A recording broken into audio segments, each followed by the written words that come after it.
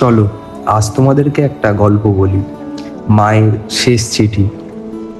বৃষ্টির বিকেলে মেয়েটা আলমারির পুরনো ড্রয়ারটা খুলছিল। হঠাৎ একটা হলুদ খাম চোখে পড়ল। ওপরে লেখা, আমার মেয়ের জন্য, যখন আমি আর থাকবো না। কাপা হাতে খামটা খুলতেই চোখ ভিজে গেল।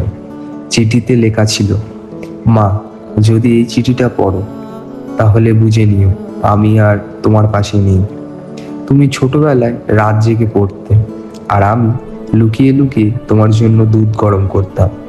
তুমি হয়তো বুঝতে না, কিন্তু তোমার প্রতিটা হাসিই ছিল আমার পৃথিবী।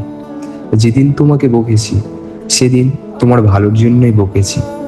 যেদিন তোমার ওপরে রাগ করেছি সেদিনও তোমাকে আগের চেয়েও বেশি ভালোবেসেছি।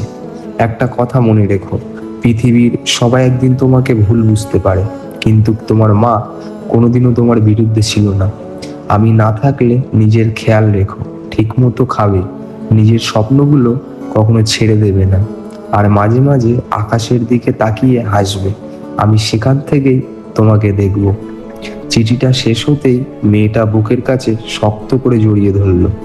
সেদিন সে বুঝেছিল মা চলে যান, কিন্তু মায়ের ভালোবাসা কোনোদিনও পৃথিবী ছেড়ে যায় না।